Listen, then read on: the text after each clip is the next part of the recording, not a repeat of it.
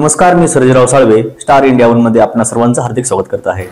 Operation सिंदूरच्या यशानंतर भारतात जल्लोष। पुण्यात देखील ऑपरेशन सिंदूरच्या यशानंतर जल्लोष। पुण्यातील श्रीमंत दगडूशेठ गणपती मंदिराबाहेर भाजपकडून जल्लोषाला सुरुवात। हातात तिरंगा आणि भारतीय जवानांचे फोटो घेऊन भाजप कार्यकर्त्यांच्या गणपती बाप्पाच्या घोषणा। भाजप कार्यकर्त्यांकडून दगडूशेठ गणपतीची आरती। भाजप कार्यकर्त्यांची मंदिरात मोठी गर्दी। भारत माता की जय या घोषणा यावेळी देण्यात आल्या।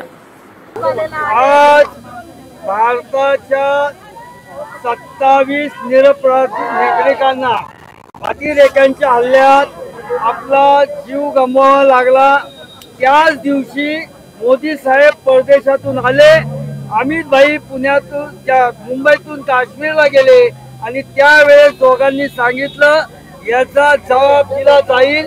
आणि आज पहाटे मोदी साहेबांच्या नेतृत्वाखाली भारतीय सैन्य दलाने 9 पाकिस्तानाच्या ठिकाणी घुसून अतिरेक्यांचे अड्डे उद्ध्वस्त केले। आज मोदी साहेबांच्या नेतृत्वाखाली भारत देश जगात शांतता निर्माण करू इच्छितो, विकसित होऊ इच्छितो, परंतु जर आमच्या नादी कोण लागलं तर त्याला गाडल्याशिवाय भारत राहणार नाही हा संदेश आजच्या स्ट्राईकने झाला। आणि जे 27 निरपराध बळी गेले होते त्याच्यातले पुण्यातील जगदाळे असतील, गानबोडे असतील, आणि सगळ्या 27 जणांना खऱ्या अर्थाने मोदी साहेबांनी भारतीय सैन्य दलाने आज बदला घेऊन त्यांना आदरांजली समर्पित केली। भारत माता की जय।